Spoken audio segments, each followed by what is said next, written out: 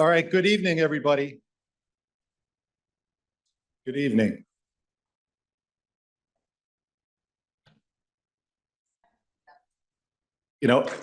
First, I'd like to introduce myself. My name is Bob Rice with the New York State DOT. I'm the Planning and Program Manager here for the Capital District. Along with us here, we also have Susan Olson here, Greg Wixer, and Mike Arthur, the Regional Director from DOT, are also here in the room. I really want to thank everybody for coming out this evening, for folks that are in the room as well as our virtual crowd. We have really had such a widespread and robust sort of participation with this study here. And it's sort of really different from the way that things have been done. From all the input that we've received, whether it's about the existing conditions, whether it's about, the concerns that they have, the daily commute problems that people have, as well as suggesting the concepts here to us. And that's sort of what's been important and what makes this sort of the planning process nowadays versus what you may have been used to, or at least the perception were of as the past here. So the concepts that we're going to talk about here this evening, these are a result of the conversations that happened here. These are not state DOT concepts. These are not something that the consultant had come up with here. These are the direct result of the conversations and the engagement that's gone on to this point. And whether it's the state DOT or our partner agencies, what has got our role is sort of vetting these things and talking about, well, what are the traffic impacts, or what are the environmental concerns, those sort of things. And so we sort of filter through the concepts that have come out of the discussions in the neighborhood. So, the concepts that you're talking about are really truly derived here from the neighborhood. The solution here is derived from the neighborhood, but we sort of want to talk about that the concepts here were derived from the people that have either spoke at our earlier meetings or any of the conversations with the municipalities. I mean, the robust nature of the engagement has really been the cornerstone of the concepts that you're going to see tonight. So with that, I'm going to turn it over to Bernie to introduce his team, and we look forward to a healthy conversation here. So thank you. Thank you, Bob. My name is Bernie Callis from WSP. I'm the project manager. I'll actually introduce my team as they come up and do their parts of the presentation. I can't believe how much media there is here tonight. I'm really excited. If I would have known, I would have put more product in my hair. But we'll just have to go with how I look right now. All right, so I have to figure out how to advance this slide. So hopefully this will do this. All right, so we're going to start tonight with some background information, including an overview of the project and what Appel is. So some of you may not have been at the original or the previous meetings. So we're going to go through these first couple of slides, are really background information. Then we're going to get into the purpose and need. And then we'll review the corridor concepts as Bob had spoken. All right, so those first three items is really previous material, things that we've done in the past. But because we see a lot of new faces and we weren't sure how many new people are going to be here, we're going to do a quick overview of that. Then we're going to get into the new material, as I like to call it.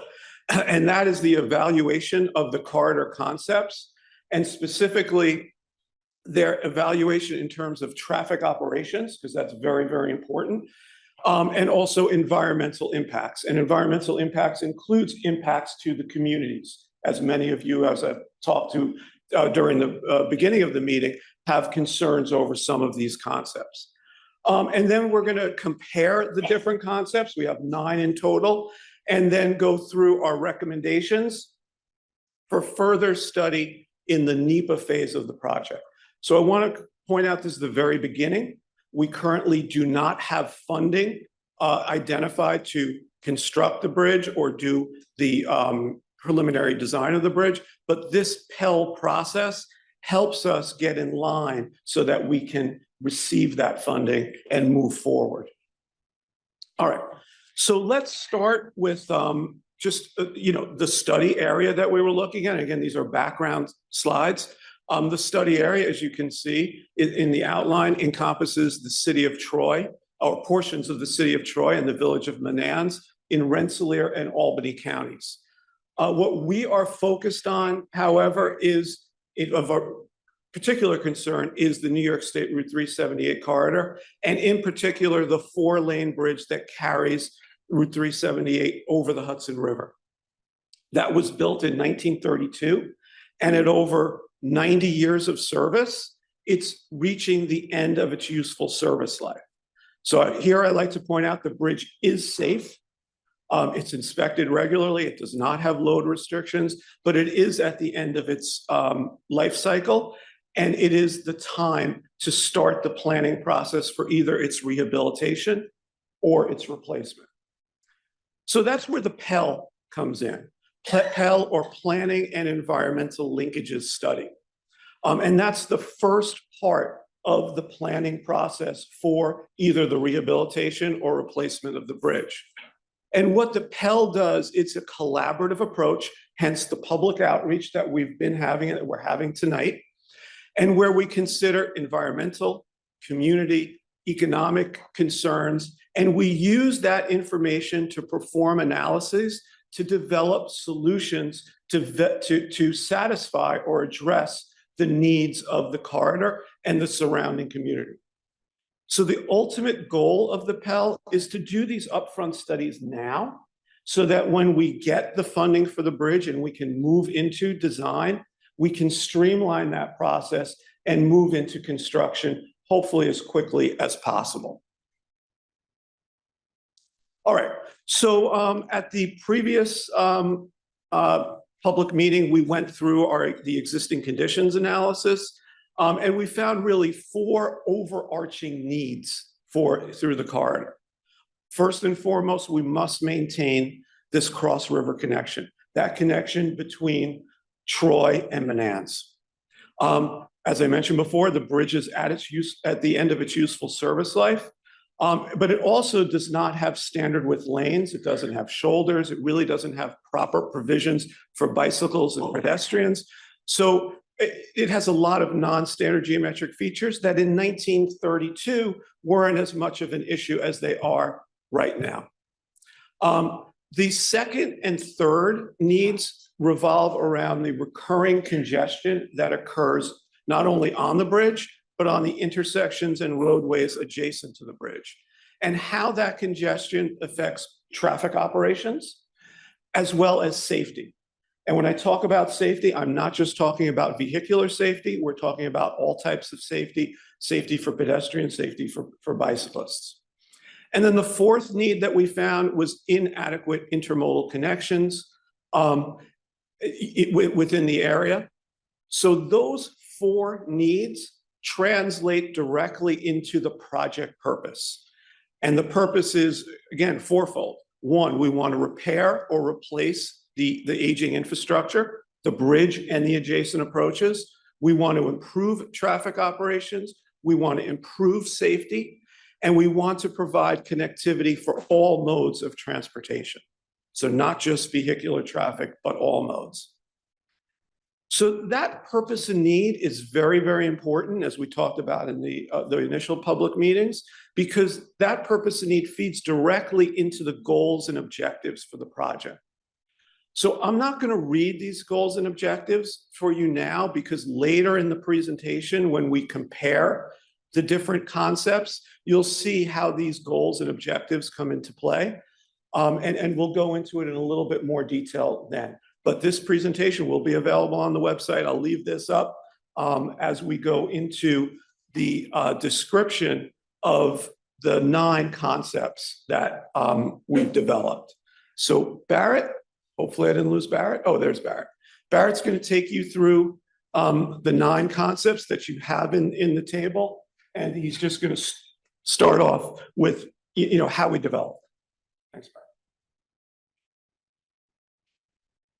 All right, thank you, everybody.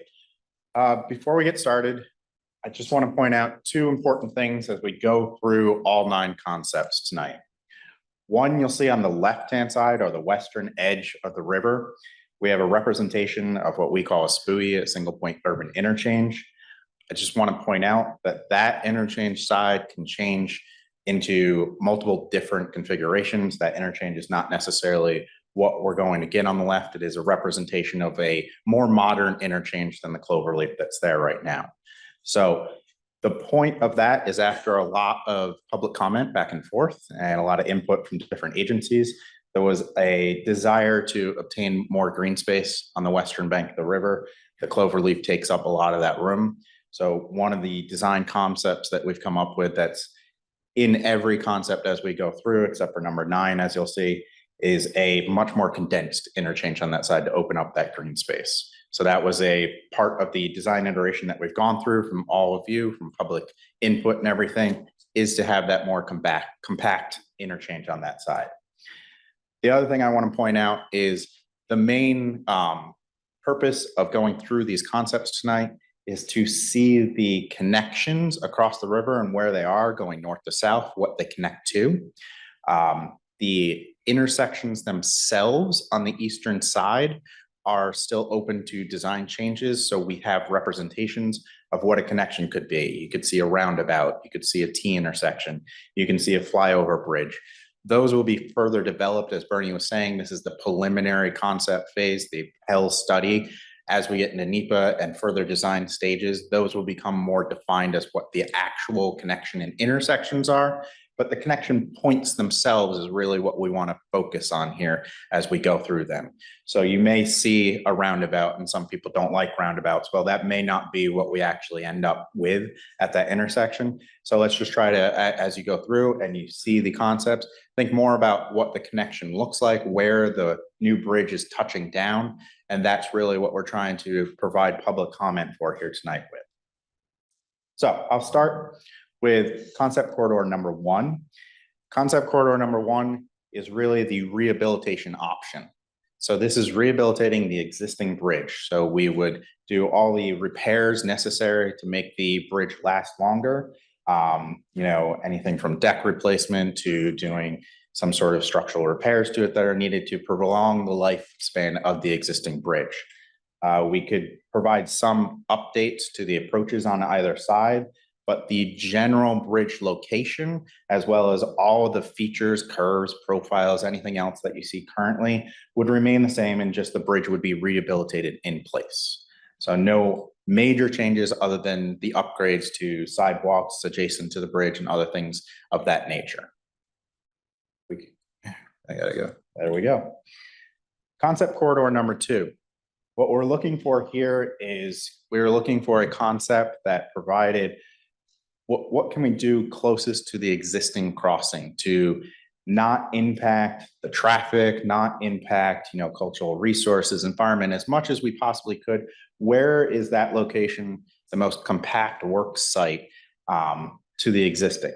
So in this illustration, we've shown the new bridge just to the south of the existing one. So the existing bridge would be maintained while we're building a new bridge just to the south. We would slightly improve some of those existing non-standard features as much as possible within the constraints of the roadway there. Again, you'll see the same western side here with the Spooey interchange opening up that green space.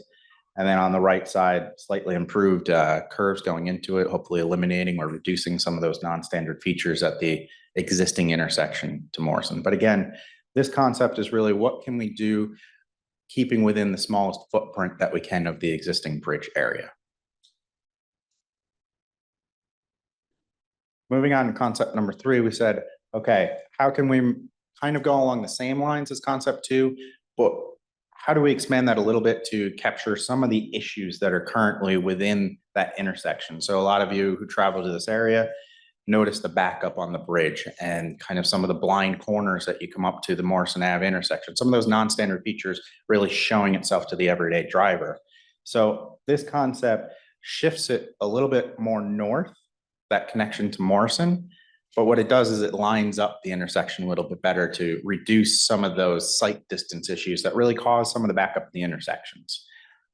It can also reduce one of the legs of the intersection, depending on which option we go through here, to make it a more straight connection rather than a right turn to go up Morrison.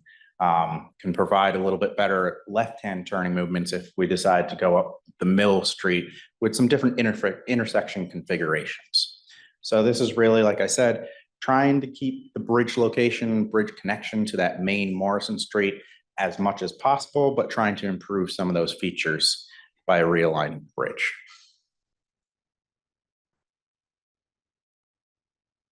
Concept corridor number 4, this is 4B. This is part of, just as Bernie said, we've gotten a lot of public input. I mentioned the left-hand side, but a lot of these designs have gone through iterations just from public feedback, and this is one of them. We're on 4B now. There's a couple different options for the connection here. But again, you can see the left-hand side of the bridge. We've gone with that spooey, opened up a lot of that green space at the current interchange, shifted it north. But you can see the main difference on this one here is the fact that we now have shifted that intersection connection up to Mill Street, provided more of a direct connection in this corridor 4B. It's a flyover bridge that actually connects to Mill Street with a local connection with the roundabout underneath to the local streets. So that provides really that corridor connection both to South Troy as well as the main intersection and main flow up to the Route 4 area.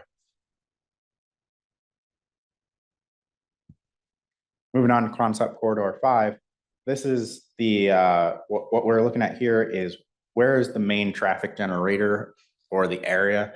The split really shows that a lot of the traffic is generated by Hudson Valley, where we are right here, and the Route 4 corridor. So this is a corridor concept saying, how do we move that traffic, the majority of the traffic, to the location they're actually going? You can see here, as we come across the river, we actually, to maintain as little footprint as possible, we kind of snake along the existing utility corridor that's already cut in there. Again, trying to reduce our impacts as much as possible with a lot of these corridor concepts. And we come out right at the South Drive entrance to Hudson Valley.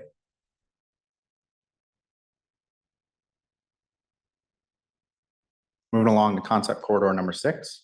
Again, the same kind of idea here. We are going along another corridor of utility access here and going down and connecting just south of Hudson Valley to the new Route 146 roundabout area there, and connecting just before it onto Glenmore Road, I'm sorry, and going into that Route 146 roundabout.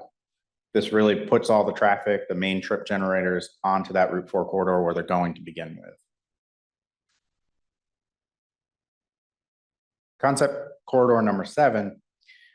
Part of what we're looking at here, some of them do certain concepts do things better, certain ones do things worse. What we're looking at here is how can we maintain the access for all drivers to the points that they want to get to. So this one here splits the traffic on the east side of the river. We're showing a roundabout split. It could be a T intersection, could be something else, but it splits the traffic and allows the residents and traveling public to go up to South Troy easily, or down to that North Greenbush and Route 4 corridor just as easily at that split. So that was the concept here, is how do we maintain the existing access points with trying to improve traffic flow and trying to improve access. Concept corridor number 8. You can see very similar idea to number 7, except on this one, we actually split the traffic on the western side of the river and provide 2 smaller bridges. So these would be 1 lane in each direction, since the traffic is actually already split going to each location. Moving on to the final corridor. This concept came from, where's that traffic? Again, the Route 4 corridor is a large generator. This was an idea that was put forth. Can we eliminate the existing 378 crossing and perhaps make, this is current interchange number 6 on 787, make it into a full interchange, thus providing the corridor crossing. Again, we tried to snake along the existing utility concept corridor here to provide the least impact environmentally and cultural resource wise. And we come out just north of the Freesville Fire Station here on the bottom right picture. With that, I'll hand it back to Bernie. Thanks, Barrett. This sort of really concludes where the previous information that we had presented. So as Bob mentioned, we had a robust public outreach program throughout the whole process.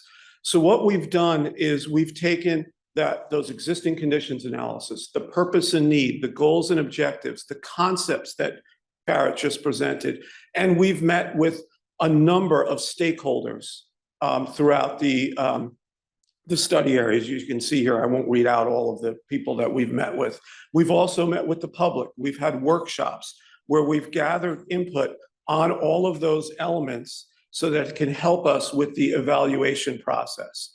We've also done a considerable amount of outreach with the resource agencies so that we can identify any environmental impacts and also any permitting issues that may be associated with some of those concepts. All of those input that we received went into the evaluation process. All of these meetings are going to be summarized in a PSR, a project scoping report, PEL, that will be published and will be open for your comment. We welcome your comment, as well as we have detailed minutes of all of these meetings that'll be an appendix to that document. All right, so one of the biggest parts of our evaluation process was traffic. So I'm going to hand over right now to Katie Craig. She's going to go through the traffic operations, and I just want to point out that she's going to be talking about the traffic operations under these concepts, not existing traffic operations. Existing traffic operations were used to build the model, and we've discussed at the previous public meetings, but afterwards we'd be happy to answer any questions. Katie?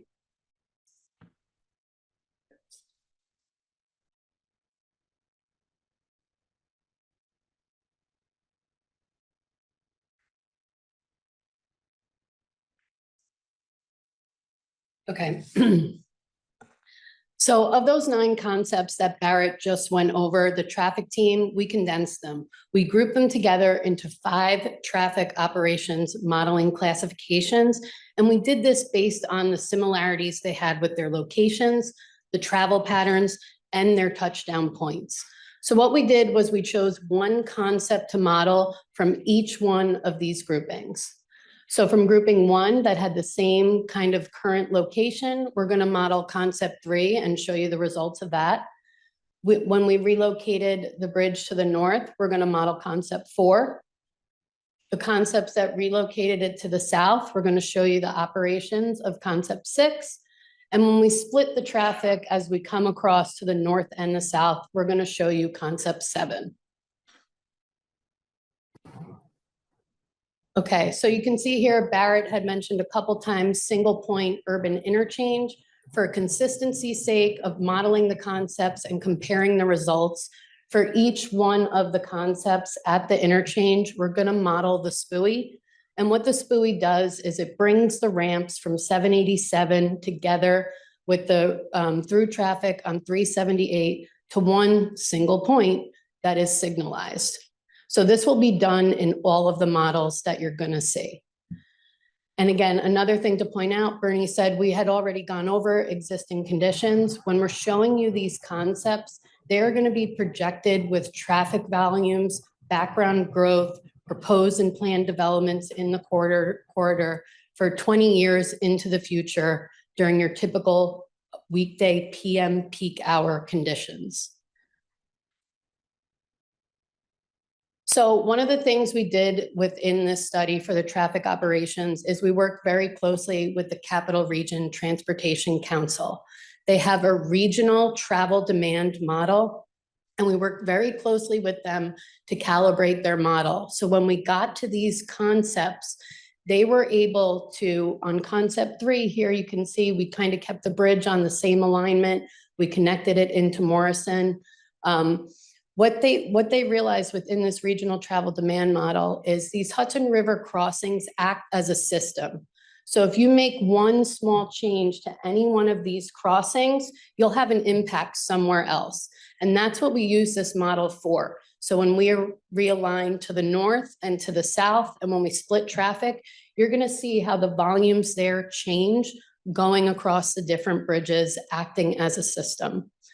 So for concept 3, there was essentially very little change. We're keeping the bridge on the same alignment. So those volumes really there won't have any impact on the operations. So here we took all these volumes, we put them into a microsimulation model. The bridge is shifted to realign with the intersection of Morrison Avenue as a more traditional four-legged signalized intersection. And one of the things that we noticed here is that even with just the planned and projected growth within this corridor, in order to make this realignment work at the intersection with Morrison Avenue, we did have to provide additional turn lanes as well as through lanes on Morrison Avenue. So you'll see as we come across the river and we get down into our connection point, we're kind of as a more traditional intersection here. But as we zoom in, you can see that we do have a dual left turn lane from 378 that goes to the north, as well as those two through lanes to Morrison. So if we didn't do that at this intersection, essentially you would just be shifting the existing queue that is there today to this approach.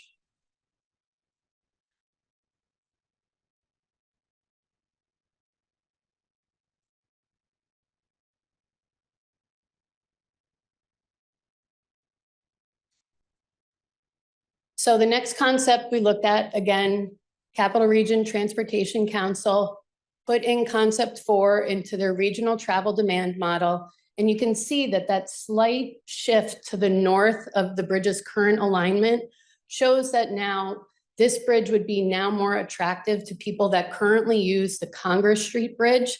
So they would now divert to this new relocated bridge.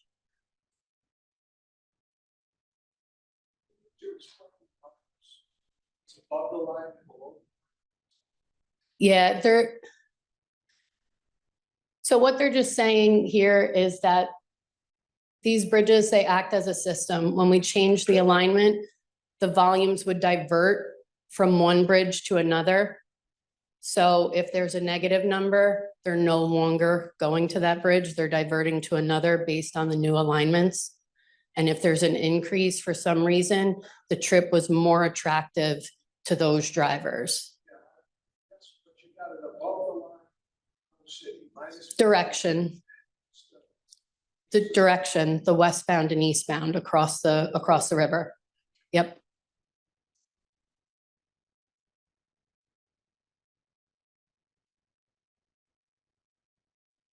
Okay, so concept 4, again, we show the SPUI, and as Barrett had explained, this option, as we come across the bridge, we do fly over Mill Street, but we do have ramps up and down from 378 to the local road connections, where here in the model, we're just showing a single lane roundabout. And then eventually we would touch down on Mill Street.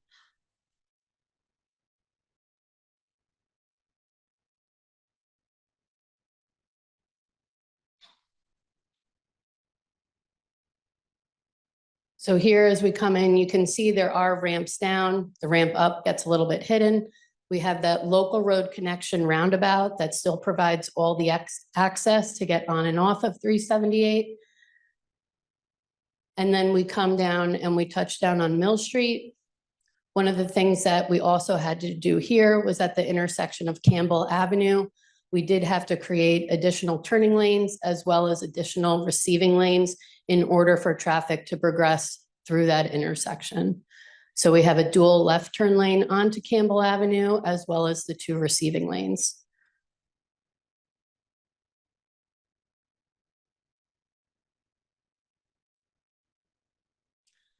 So now for concept 6, we start to shift the bridge alignment to the south.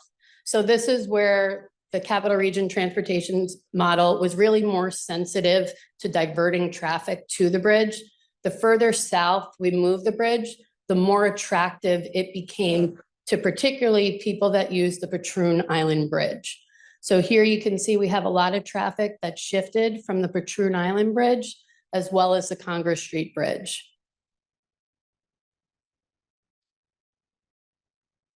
So again, we're looking at 20:45 p.m. weekday conditions. And with that additional traffic that's showing, to be diverted to this bridge, it became so much more of an attractive crossing to the users of the Patroon Island Bridge that this concept really doesn't work. We really don't improve the traffic queues that exist today or improve the travel times. We actually create longer queues. One of the reasons for that when you come across, we'll get there. All of this new traffic is going to the existing roundabout at Route 136 and Route 4. This additional traffic, a 2-lane roundabout, even if we built it out to a 2 full-lane roundabout with bypass lanes, it's just too much traffic. It could not handle the traffic here, and thus the long queues and delays. And finally, for concept 7, when we move the alignment to the south and we split the traffic, so now traffic can go to the north or the south, the Capital Region Transportation Council's model, this was the most attractive location to divert from the other bridges within the system. So we had the most traffic divert from the bridges to go to this concept than any other of the other alignments.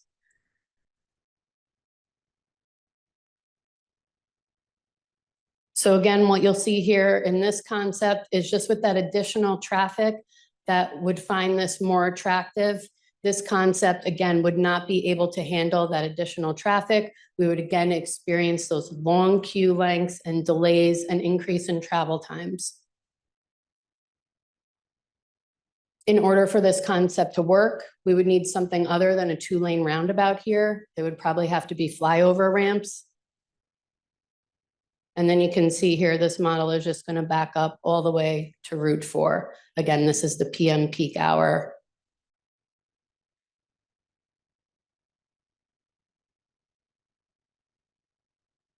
So concept 6 and 7 didn't really show any improvements and actually would be worse than traffic delays and queues today.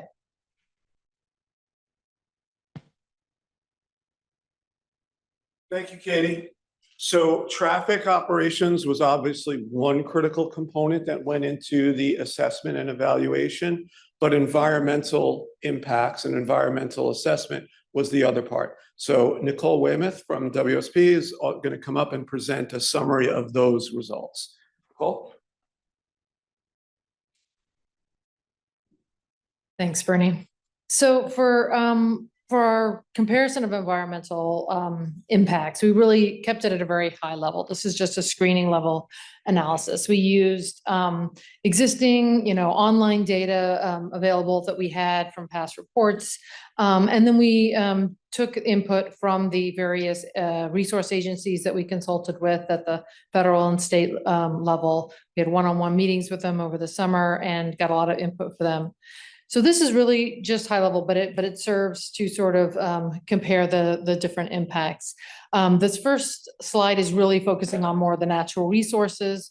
Of course, any of these concepts, we're going to cross the Hudson River. We know there's going to be some potential impacts, obviously, to wetlands associated with the river, with the floodplains, with the coastal zone.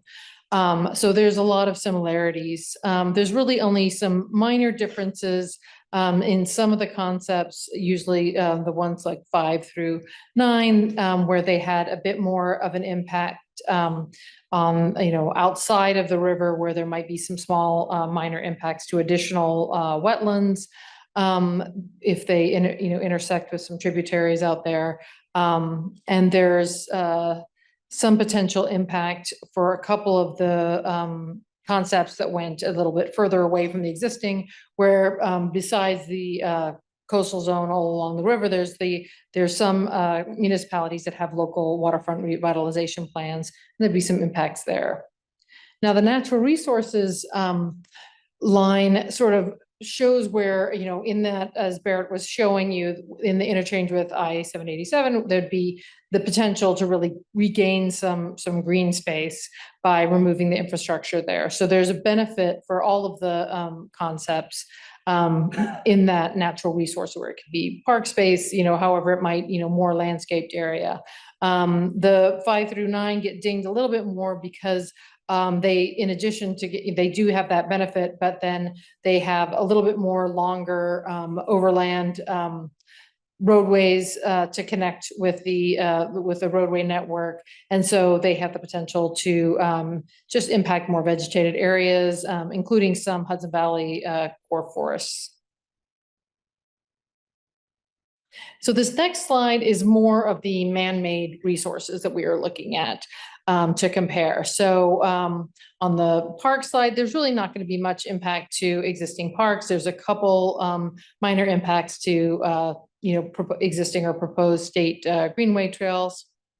On the cultural resources line, we're really talking about both built architectural historic resources or below ground archaeological resources. And we consulted with the State Historic Preservation Office as well as with the 3 tribal nations with interest in this area.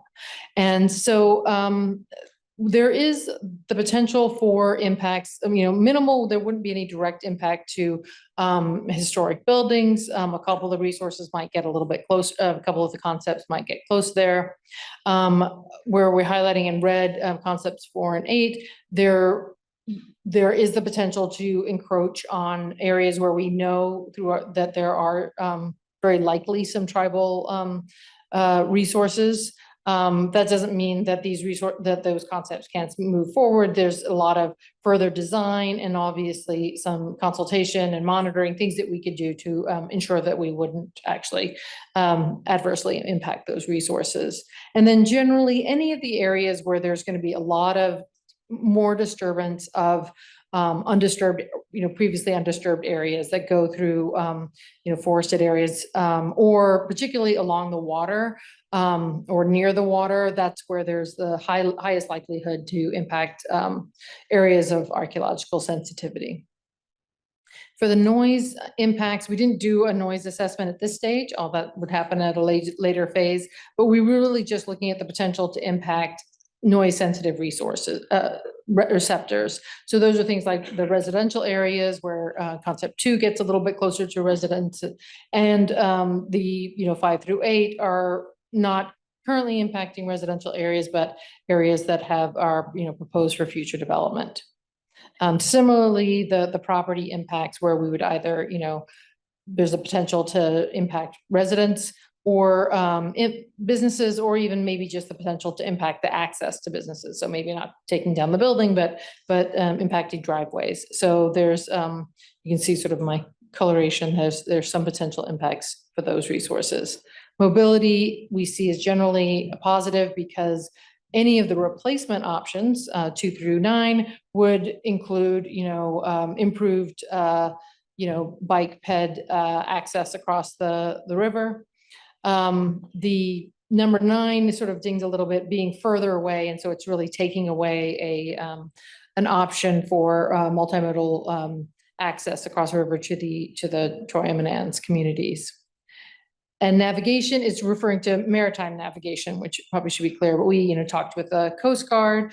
Generally, if we're keeping the horizontal and vertical clearances of the bridge similar, there weren't going to be any major concerns. There still would be permitting and more consultation to occur, but they did have concerns if the bridge is to be moved so that it's closer to a curve of the river that affects visibility and could affect some of the waterway users. And also they really didn't love concept 9 and having 2 bridges when there right now is 1. So those, that's, as I say, very high level screening. A next phase, if we were to do environmental assessment, there would be much more detailed analysis of the potential impacts. But generally what we found is the concepts closer to the existing bridge will have a lower level of impacts, with the exception of concept 2, which has the potential to impact, some residential areas and business areas and have a noise and property impacts.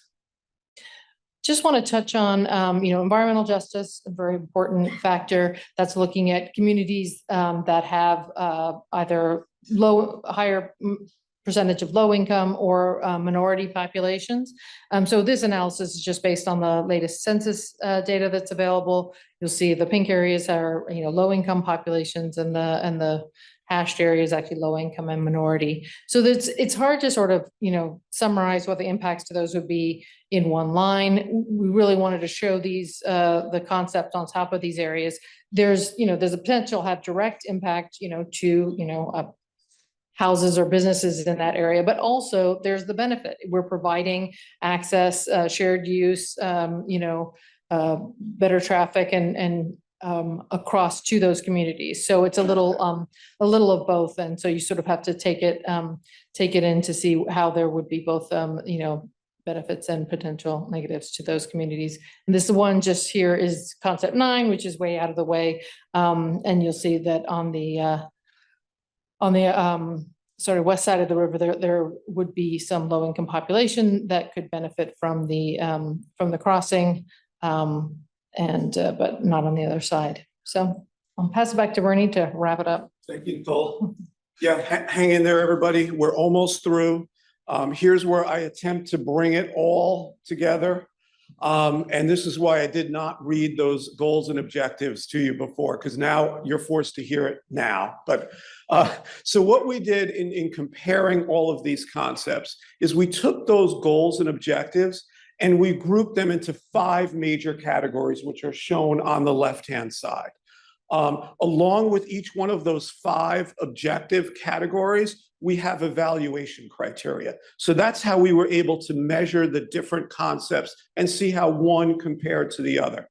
All right, so the first thing, as we talked about, we want to maintain that cross-river connection, and specifically that connection between Troy and Menands. The evaluation criteria for that is we want to have a 75-year design life. So we'd like to do, as hopefully as good as the existing bridge did. And we also want to have standard width lanes, shoulders, and geometric features. So we want to have a modern bridge. Second is we want to meet the existing and projected needs of the surrounding communities. So this is where Katie's level of service and traffic analysis comes in. We want to provide better traffic flow, and we also want to provide a safer corridor. And again, when I say safer corridor, that's for all modes of transportation. And that's our third one.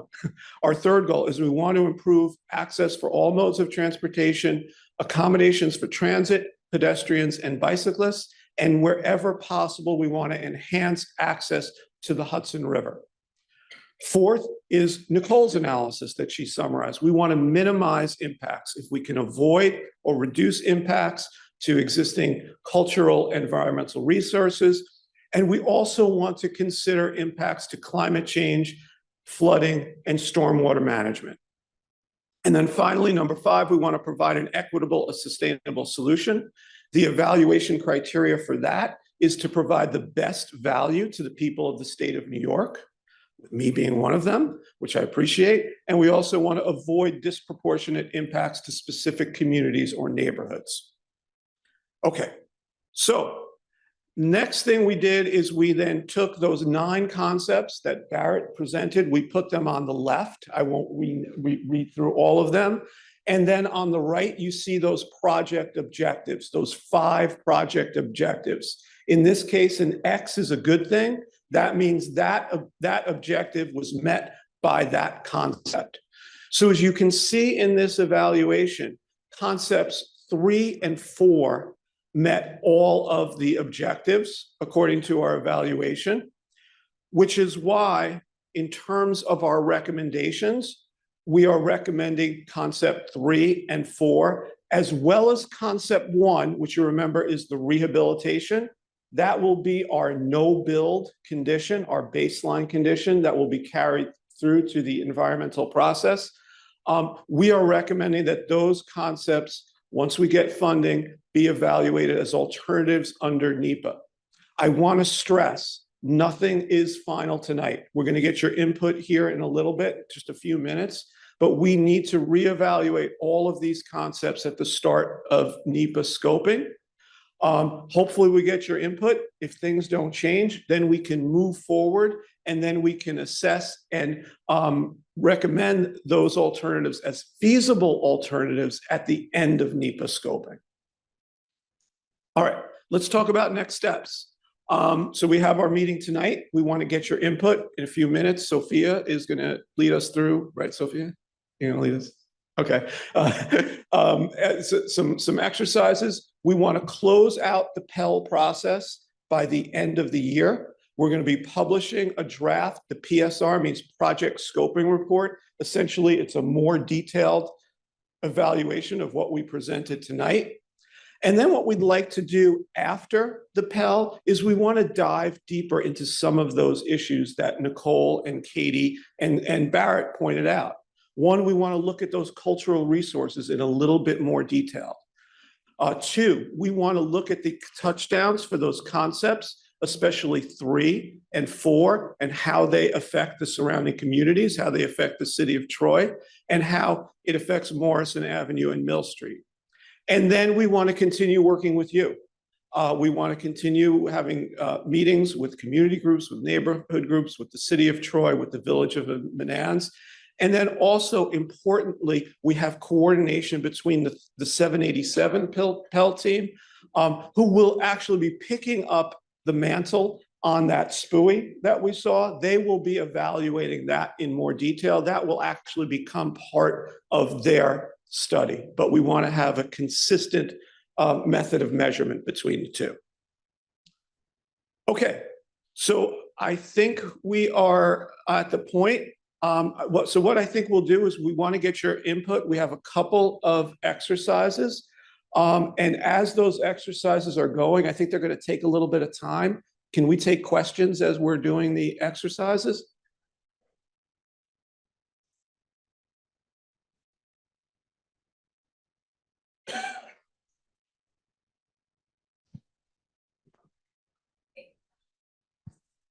Well, for the Q&A. Okay, so Bob, should I field the questions or do you? Yeah. Okay, all right. And that way I can hide behind Bob if there's some really difficult ones. All right, so please do the survey. You know, if you have questions, if you want us to go back to some of the slides, I know that was a great question you had before about what are those numbers on the top and the bottom. Absolutely perfect questions. So anybody have any questions that they'd like to bring up as we're waiting? Okay, let me start with you. So we're not just moving the problem further along. You know, to a different spot, like here 3 or 4. I don't want the problem to be can't live.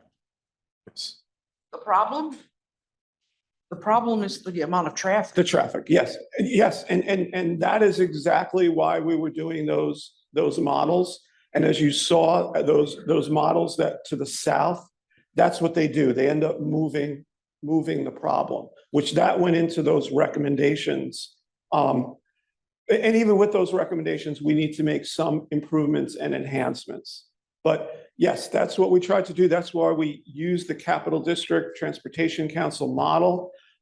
We modeled to 2045. We tried to take the most conservative evaluation as possible. You know, I think it was highlighted, as you saw, the alignment was to the north. The difference in the model was actually a small road. So it's much more sensitive when you went south to track things away. You know, and these are still high levels of planning level analysis. We actually get into some detailed design, what the configuration would look like, whether it is single point or a roundabout or multi-lane intersection. Maybe it's a roundabout example, something like that. But I think that was certainly an input, was that slightly to the north does not shift regionally, make big, huge differences in terms of the model.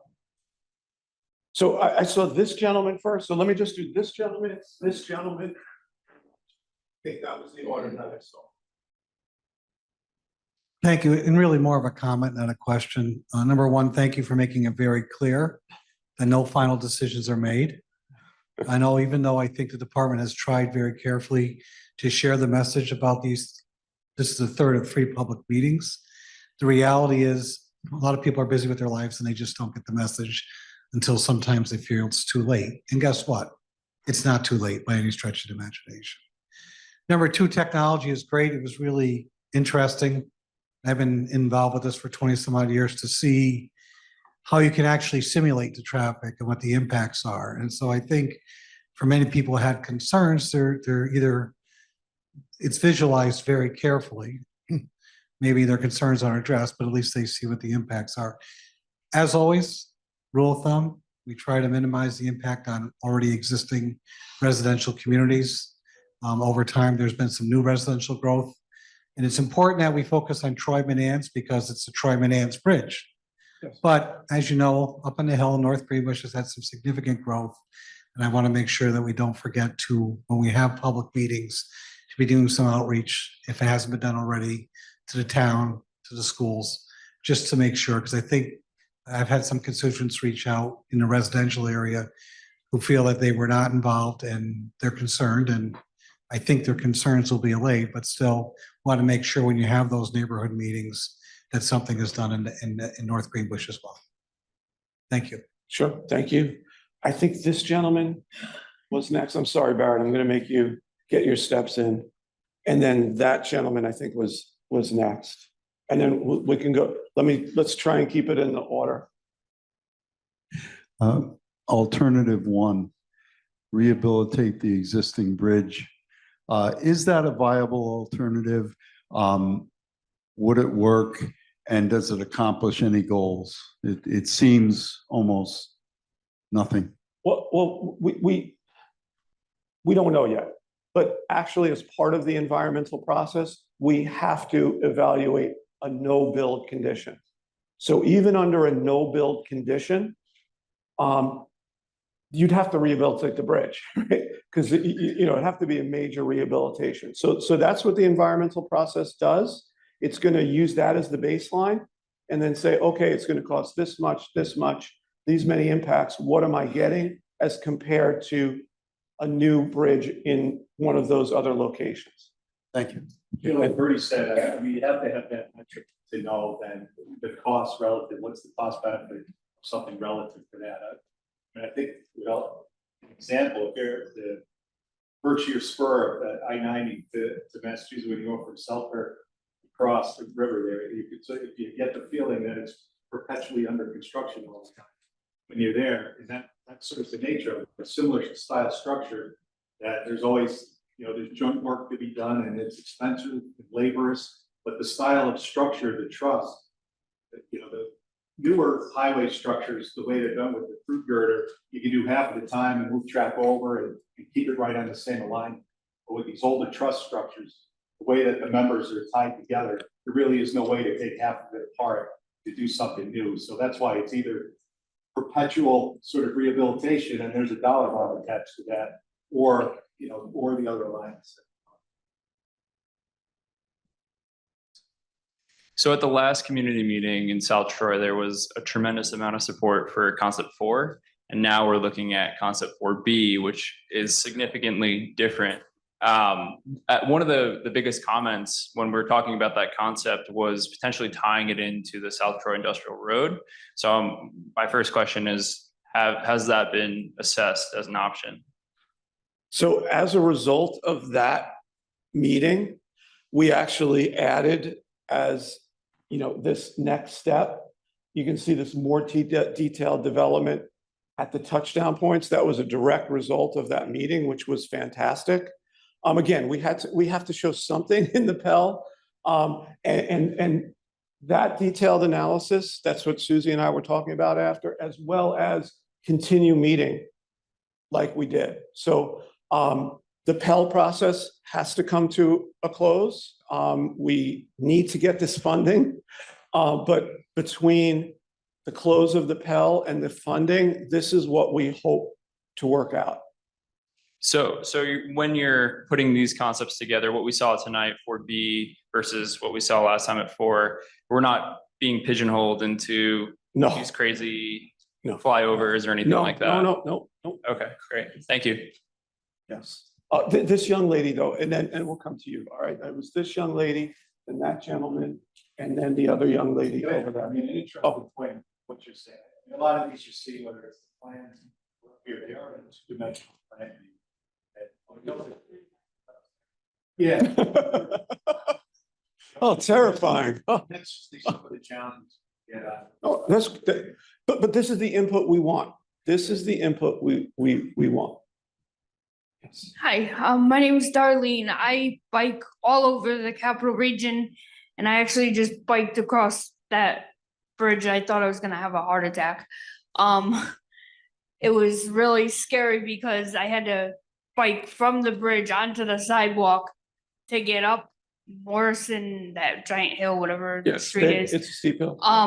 And I hope that when this, whatever one we do, that, you know, that road gets a little wider somehow, or we figure something out, because that was a nightmare coming here, but I like going all over, so I would hope that DOT does think about those of us that have cycles, people with disabilities, because I'm also a person with a disability. That's why I biked all the way from Half Moon on Route 9 and 146 all the way over here. So thank you so much for your time.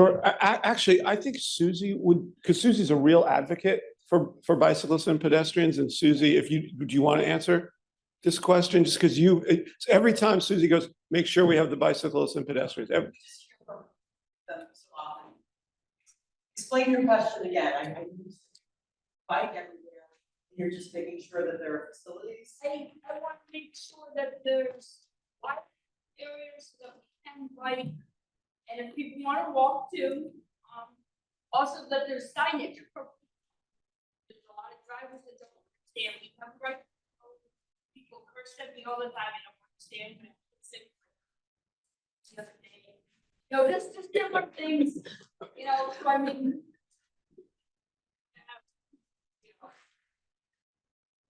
Because the Empire State Trail. Well, right, it heard.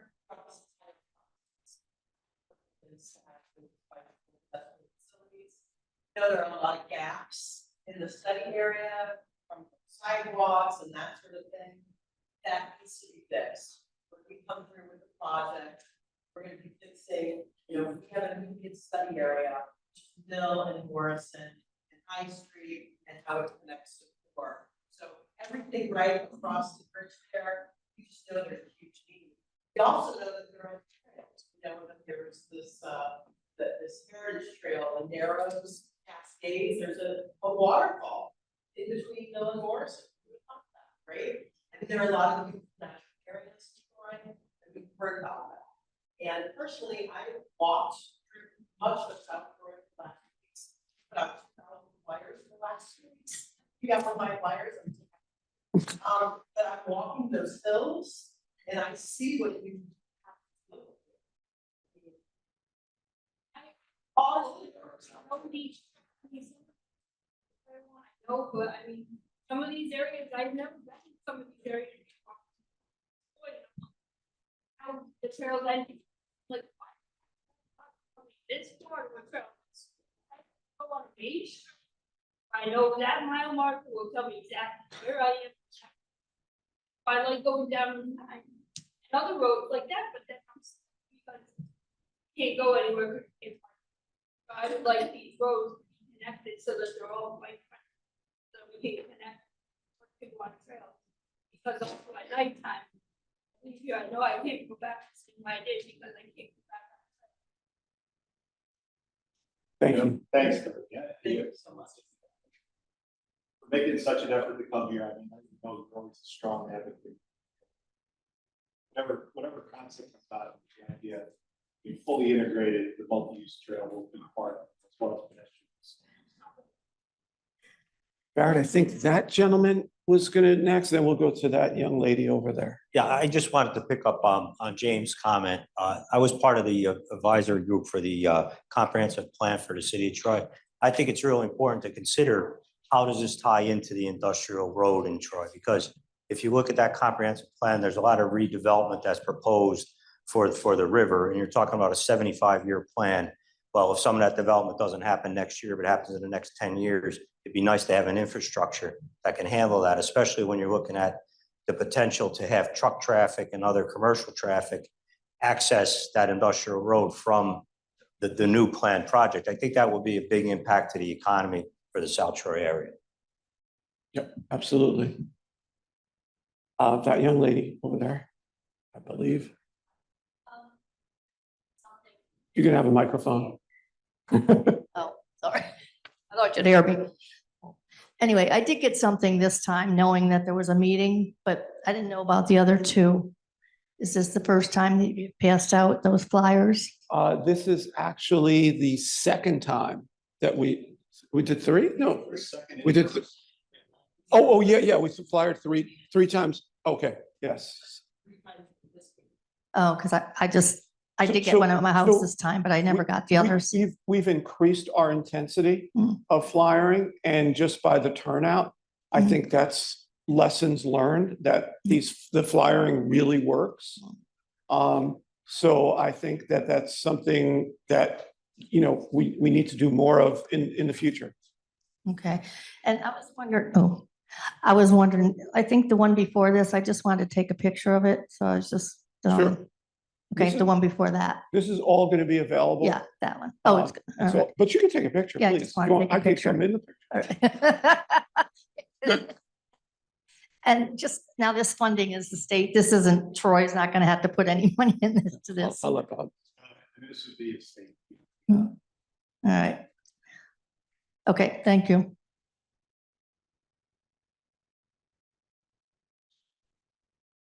Next. Of course, of course, I'm sorry. Since I have the microphone, I have to be next. So concept one, I understand is probably the least expensive. However, I would think so, right? Because Well, you're not depends, building a new bridge, but that's not my point. Okay. My point is during construction, concept one is going to be the craziest Yes. in terms of traffic. And you didn't really talk about that at all because that for probably a 2-year window at least, getting across that bridge might not even happen for a great period of time. So I just wanted everybody to realize what that piece is for concept one and during construction, not the 25 years later. All right. Yeah, understood. You're correct about that. Yeah. But we didn't get into that level of detail, but you are 100% correct. Oh, and we have. To your point, we're actually letting the project this spring to paint the structure here. So it's not actually related to this project, but it's part of that ongoing maintenance cost that is sort of borne right now by using the existing structure. And even just with something that seems as elemental as a painting project, there's quite a bit of traffic control modification. There are certainly delays involved. My concern is with, if they do any other concept than one, would the original bridge be taken down? Yeah, I would I would imagine. say likely, I don't think that's definitive, but at least in concept that would be. I mean, because there's other state highway structures that have been left standing and turned into parks of various natures. And it just seems like a huge amount of space that would now just go to waste. But for a cost of removing the bridge, I mean, my understanding is when you remove a bridge, you have to remove it and make the river as it was. So wouldn't that entail footings all the way down? I mean, you're certainly in the construction detail of what those costs would be, but I mean, you're right. I mean, there may be some reuse plan here, and that's part of a broader conversation when we get into the detailed design. Okay. You know, and some of the things that you're talking about where there has been reuse, sometimes it's from the shore out to a certain distance to the pier, and that may have some overlook element to it or park kind of element to it. The entire span across the river gets expensive. Who's going to maintain it? True. I know we've already heard several times about, can we leave it open for a bicycle only type structure? That'd be a pretty expensive bicycle structure to maintain. I agree. So I don't, we're still at this level. None of that stuff is sort of ruled out when we get into what, the next progression and the phases and what happens to the old structure. But those are the kind of things that are going to come into it. And part of the reason that just a rehabilitation option gets so expensive, maybe not in the short term, but those repairs become more and more expensive, The same thing's gonna happen if the structure stays there, you know, another 20 or 30 years. Thank you. Hi, I also never received a flyer. So this was the first meeting I heard about for this. I'm directly impacted for 6, 7, and 8, which go right through my property. So, is it fair to say that, 1, 3, and 4 are the only ones that are being considered now? Or do I need to still be concerned? Well, I think, first of all, unfortunately, nothing is finalized tonight. Everything has to be reevaluated in NEPA, but as things stand right now, we are recommending 1, 3, and 4. When funding comes available and when NEPA starts, we have to do a reevaluation. What FHWA has told us, it can be rather quick. If things haven't changed, let's say we get funding fairly quickly. If things haven't changed, we have to do a reevaluation, document that, and then we can make that final determination into the alternatives that get evaluated under the NEPA environmental process. To add to that though, the purpose and need and the objectives, this matrix that you see here, this isn't, the purpose and need and objectives aren't really going to change. So therefore, the same concepts are going to meet the same objectives in the same matrix here. So the alternative, the concepts you're concerned about still won't meet the objectives, so they're still not likely to move forward. But it is good to keep paying attention to the process. Yes. It's not fun.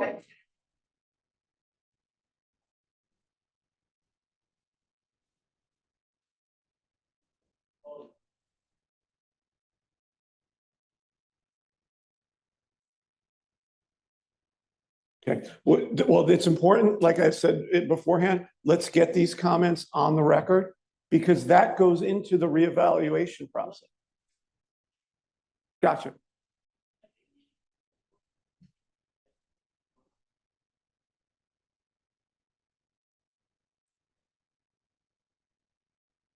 Yeah, as I said, this flyering effort, I think, was tremendous benefit. Flyers again, once you figure out.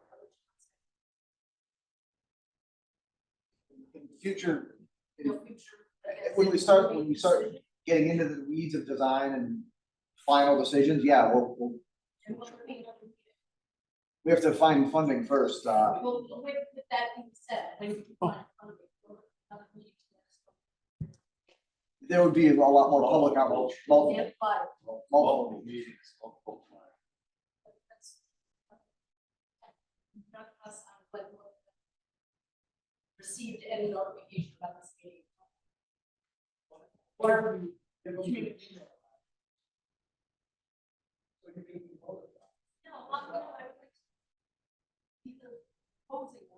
That's what I'm saying. This should be just fed to the community.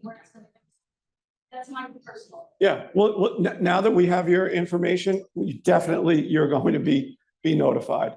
And like I said, this, what we saw the advantages of flyering from the beginning, and at each meeting, we just expanded and expanded. So I can't speak for the state, but I think it's a wonderful, wonderful thing how this flyering process reached the community, judging by this turnout. So, you're welcome. Hopefully this is gonna be a decade out. We're talking about a decade before all this gets resolved, funding. Everything. I mean, we know the state, we know how all this goes. It's gonna be Well- 10 years, right? Well, ideally, then I could retire. That's what I'm saying. So I'm that would be- representing that would be- the college here tonight. I just want to get some idea. It I takes don't, time. yeah. Fortunately, it's premature. That said, I'm just saying this thing gets evaluated, it's inspected every year. If there's a major structural component that red flags up here, that could change. You're talking about a couple $100 million investment. Those ones gotta be identified. So even though say 10, it's not. Bernie alluded to, that is a useful life of the structure because of the. These are online. That's why this stuff is so important. You know, we said that we're saying that we're at the concept level, and a lot of it is, particularly on the environmental side, these are existing mapping that's out there. It's not actually in the ground, shovels sort of doing the testing. But having the engagement with all the regulatory partners, it's sort of lining things up for when the money comes through here that we're in place for this stuff. It's not starting at square one. That's all right. Well, let's look all the way up and down the river. I mean, that's sort of the game plan here. Is to be in a position to money available, that position to take advantage. We have two questions online, but are there other questions though? Can I take these questions online and then we'll come back? So we have a question, the option connecting to Morrison Avenue, so that's option or concept 3, indicates that Morrison, cannot hear question response with no microphone. Can you hear me now, anonymous attendee? All right, I'm seeing, hopefully you can hear, option connecting to Morrison Avenue indicates that Morrison Avenue will be widened, correct? Question mark, this was not specifically said, but yes, concept number 3, Morrison Avenue would need to have 2 lanes in each direction in order to accommodate that traffic demand. Next one is, if option 1 is adopted, would a roundabout at the Morrison Burden Avenue intersection be helpful to alleviate some of the traffic buildup? We can look at that. We can certainly look at that, and we'll take that. I can't answer that right now, but we can evaluate that, you know, and then get back as actually a response to the comment. Okay. Those are the 2, right? That's also, okay. Why don't you stay, because we have the survey results? Yep, we're just there to make it stay open for a week. Okay. All right. Are any more questions? Oh, yes.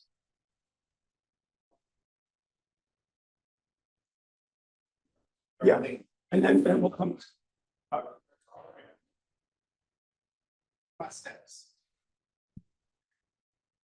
Now, with one of the problems with coming up Morrison Avenue, and it's been a big problem for many years.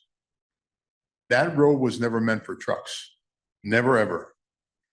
The state and the city of Troy, with their infinite insanities, took the 5-ton weight limit off of that road. That was never meant to be a truck route. That's a big problem, because when you go up that hill, you have to make a right-hand turn. That is not a 90-degree turn. That's more like a 70-degree turn. It comes up and it curves back this way. That was never meant to be a truck route, ever. They took the signs down, all these trucks come up and down this thing. We had a huge accident here a few months ago. One went down, went through the concrete barrier at the bottom of the hill. That's a very steep hill, very dangerous hill, very narrow hill. They were supposed to stay on the state routes coming up to and the federal routes, which is US 4, 378, then US 4. And if you put a straight line into that hill, they're gonna go up that hill, which is a very stupid thing to do. That road there, Campbell Avenue, the both of them should be back to the way they were, 5-ton limits, no trucks, because those roads were not meant to take it.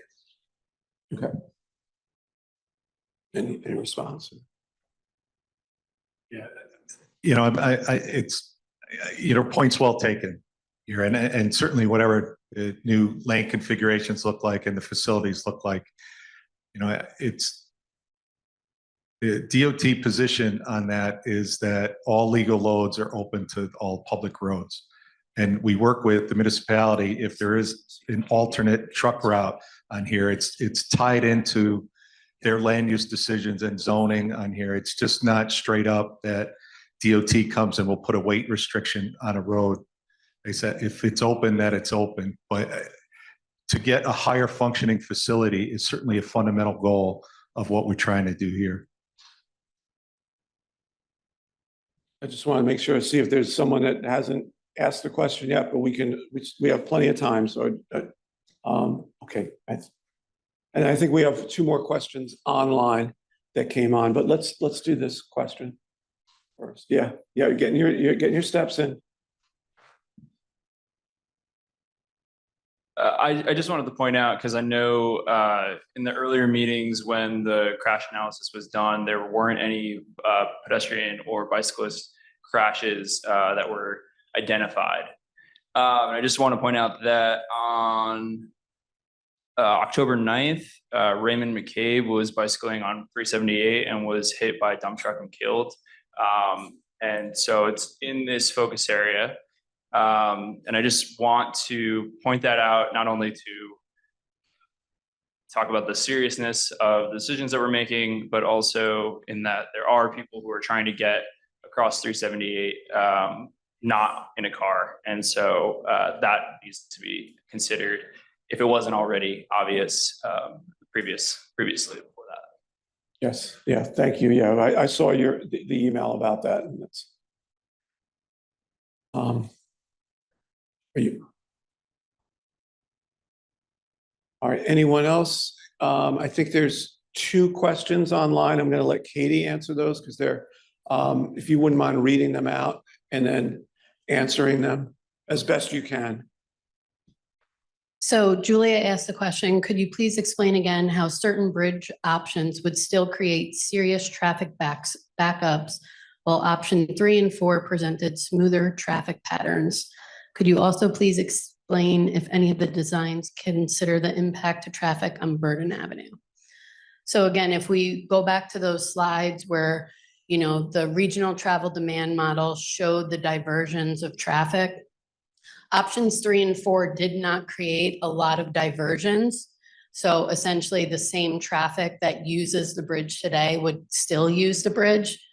When you locate the bridge south of its current location, it becomes much more attractive to people that use the Patroon Island Bridge. So more traffic would want to use the bridge. And the concepts that we develop, these at-grade solutions, would not be able to handle that additional traffic. So if we looked at, you know, different options for those connection points in concept 6 and 7, that would require much more infrastructure, flyovers, things like that, then maybe there would be better traffic progression. But considering at-grade intersections such as roundabouts or still signalized intersections, it would not be able to handle that additional traffic. And these figures that CRTC created, these are only in the peak hour. So you're adding, you know, 700 vehicles, 800 vehicles in the peak hour to what's already there today. So, you know, in the PM peak hour, I believe going eastbound, that meant over 3,000 vehicles in 1 hour would want to use that bridge, as opposed to concepts 3 and 4, where you would still have the same amount of traffic, which was about 2,200. And then about Burden Avenue, I think. Oh, the impact to Burden Avenue. We did analyze the intersection of Burden Avenue and Main Street. And, you know, it did show that the levels of service, the queues and delays, they would not get any worse than existing, the future no build with concepts 3 and 4. With concept 6 and 7, no traffic can get up there. So the operations would be much better there. Thanks, Katie. I think we have a question over here. Is anything else come online? Oh,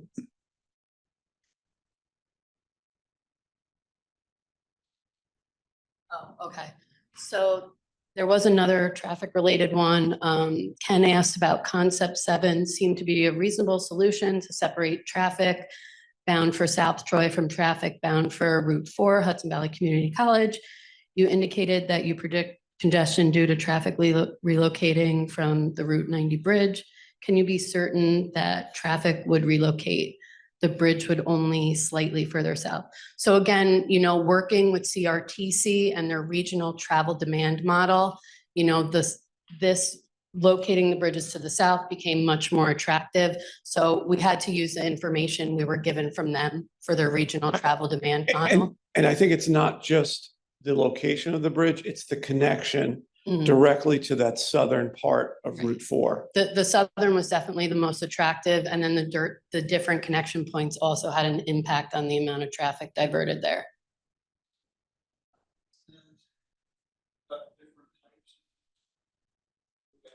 Yes.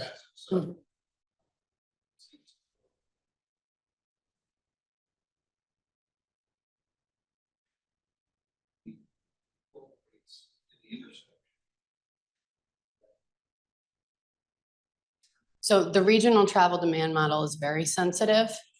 We didn't run that and they couldn't be here tonight to talk to that. But what we found with the crossing is just it's very sensitive to where the alignment moves and the connection points. All right, let's take a question over here.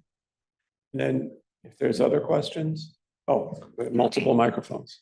I have a two-part question. So, the first part, it's something that James said that made me want to ask this in a little more detail. I know we've talked about taking into consideration pedestrians and cyclists, but what I haven't seen talked about in these concepts is, I would imagine in concepts 3 and 4, which are the preferenced ones, that there would be some sort of road widening in the modeling. Does that take into consideration a dedicated bike lane? And if the road can actually support widening that wide? And then where can I actually go to find written details of each concept and what they lay out? Sure, I'll answer the second part first. One is going to be, you can find those details in the project scoping report, that's going to be published in a few days. That will have all of those details. In terms of the bike lanes or provisions for bicyclists, that's something that we're going to be working in the next phases. And it may not be just an on-road. Some of the things we're thinking, as Susie mentioned, there are these different trails that connect to. If there's a way that we can connect to something that's off-road, we would look at that as well.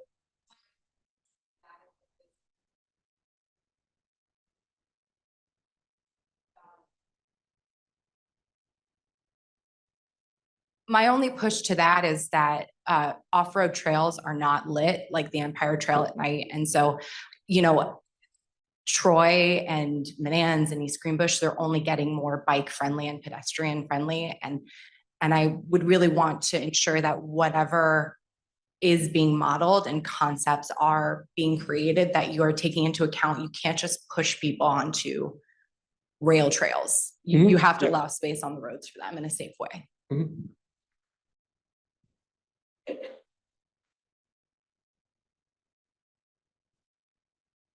Has any consideration been given to what traffic will be affected at the intersections of Route 32 and 378? Yes, all of these concepts. And in terms of, would that bridge structure and that cloverleaf structure be altered in any way with any of these concepts? Okay, so the answer is partly yes. We did include the traffic in our models, but in terms of that reconfiguration, I think that's something that's going to be more on the 787 study, because they're really looking at how to reimagine it, or how to reimagine 787. And that would be more in line with impacting 32. Thank you. You're welcome. And I think a consistent theme that we heard in each of the discussions was sort of the idea to temper some of the traffic, the speed control. As you're coming eastbound on 378, they're approaching the structure right there, that sometimes the running speeds were getting a little bit high there in the current sort of interchange configuration. So the idea that sort of more what that interchange will look like, it's sort of more human scale, and sort of come out, the final design sort of come out of the broader 787 study here, but the characteristics would kind of stay the same. I think we're looking at a sort of more of a boulevard type approach on the west side of the river where interchange 787. So whatever ultimately comes out with that, the other opportunities to get better access to the waterfront there, that whatever happens with mainline 787, the ability for the touchdown point on the west side for this structure will be able to bring it down to a more human scale, whether we're at the single point interchange that we talked about, a traditional diamond, whatever that would look like. That's been pretty consistent, the theme on the west side of the river, that we're going to slow down, temper 378, and even discussions that we've had, the Route 32 structure at some point, does that need to be grade separated right there, or could that be more scale, human scale level than the grade separation that it is now? But that's all sort of part of it, and I think it's consistent when we talk about whatever concept on this side the concepts on the west side of the river are pretty consistent, that they'll meld into whatever happens with the 787 sort of project. So I think we have another question online. Oh, okay. Oh. Okay, great. Thank you.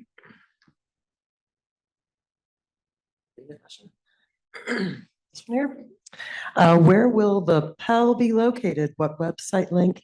And where will this PowerPoint be posted from tonight's meeting? What website link? So if you go to the Troy Menands Bridge, New York State DOT, if you just put that in your computer, it will bring up the website that's currently there. It has everything we've done in this study so far. The Pell report will be posted there, as well as the project scoping report. And as I said, everything we've done up until now is currently on the site, including the 9 concepts. And this is being recorded tonight, and that will also, we'll have a link on the website for that as well. It takes a few days to get all this stuff together. DOT is a big bureaucracy. So I would say probably by the end of next week, early the following week, that information should be up there, and we're giving the public 30 days, but because we know we have this lag, we'll go into like the middle of December for public comment. Thank you. Oh, another question over here. Barrett, you're getting very good at this. I think Vanna White may be retiring. Darlene, I wanted to sorry for excuse me for talking gibberish to some people that might not know this. PROWAG, Pedestrian Rights of Way Access Guidelines.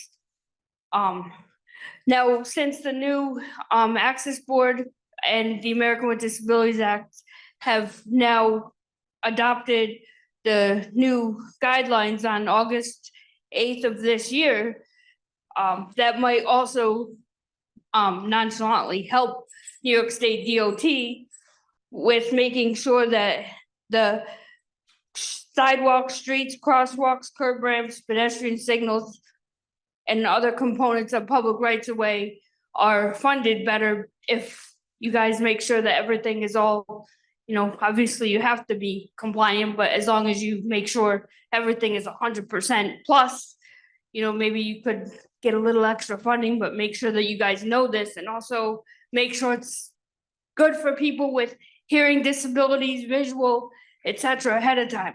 I mean, you probably already know that, but.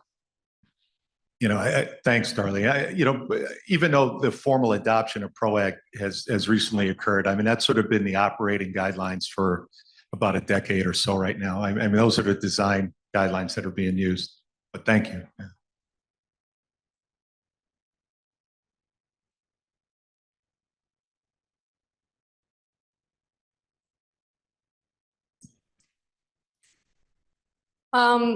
Hello. Hi.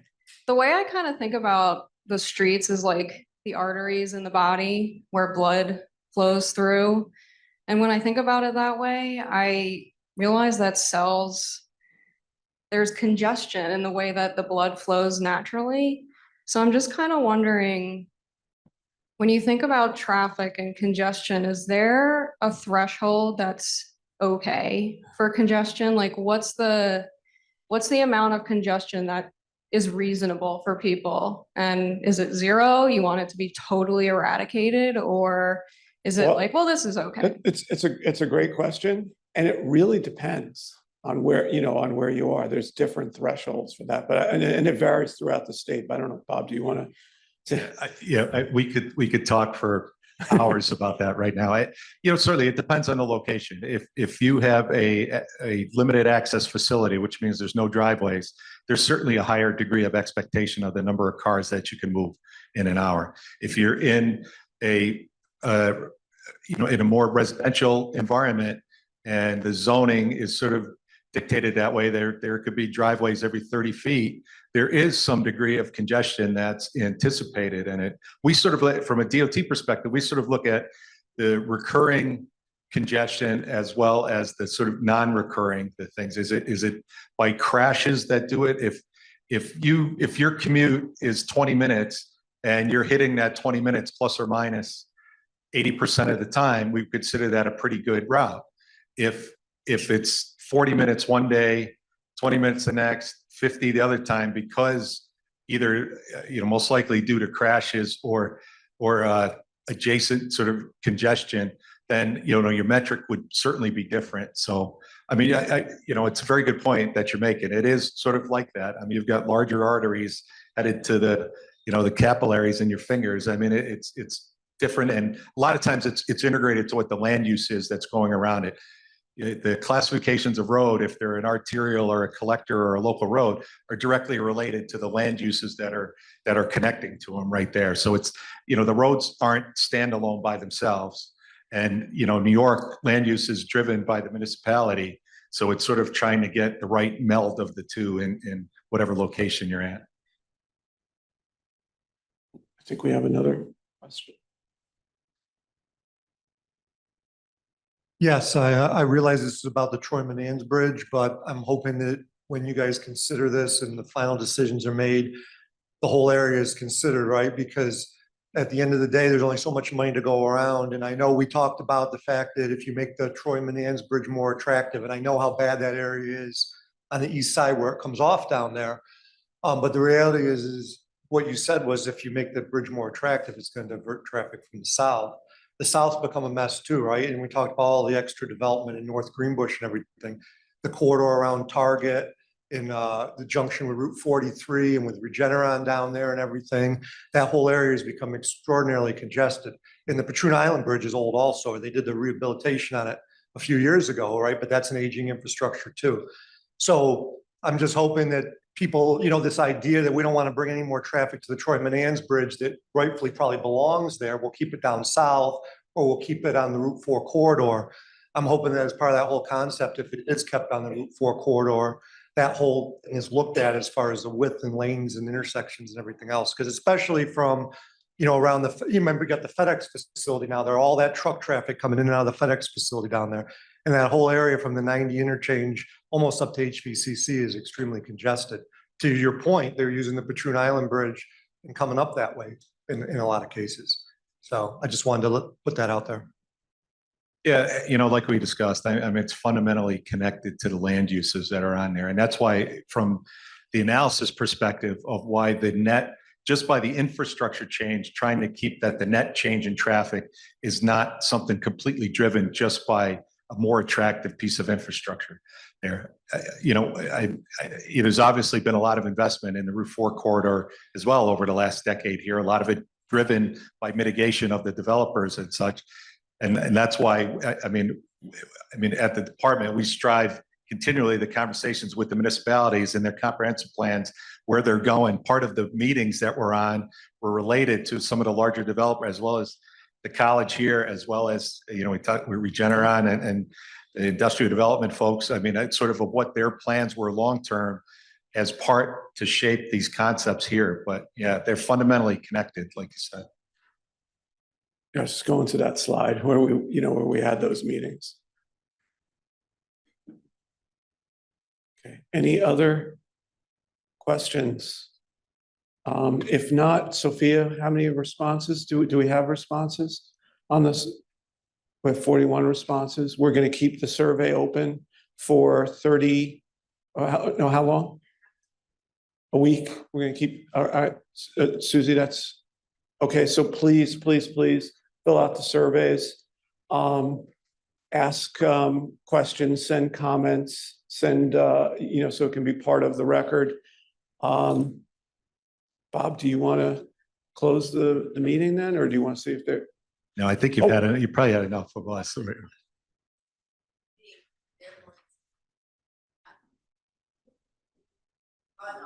RPI, on WAMC, in the local papers. I got a flyer. It was so cool. I found it in the dead of night at my door. That's great. But in this modern day of every information everywhere, certainly don't ditch the flyers, but I'd like to hear about it on the radio. Some people watch TV. We should be able to see, it's on TV and just put it out there. Thanks. Yeah, I mean, it was great. We had several media partners in the room here with us, and that certainly is part of this. Any discussion, any forum that somebody wants to talk to us about that or wants to, you know, they want to replay this video as long as they want, sure. But thank you. Yeah, that's a Yeah, good no, point. we love having you guys. We really do. That's what makes the meeting worthwhile. So with that, again, I can't thank you enough. I mean, none of this is meaningful unless we're getting the sort of input and the conversation here. Certainly not everything is answered in the room here tonight. And we're here at the first meeting, I mean, a lot has gone on since the first time that we got together a few months ago here. And so reach out, anything you want to talk about here, we're here to do it. Like I said, we're trying to position ourselves to be ready for the next step here, that we've done the preliminary engagement. When the resources become available, that we can hit it running on here to get a design and hopefully get a new structure built. So with that, thank you again. And please don't hesitate to stay in touch.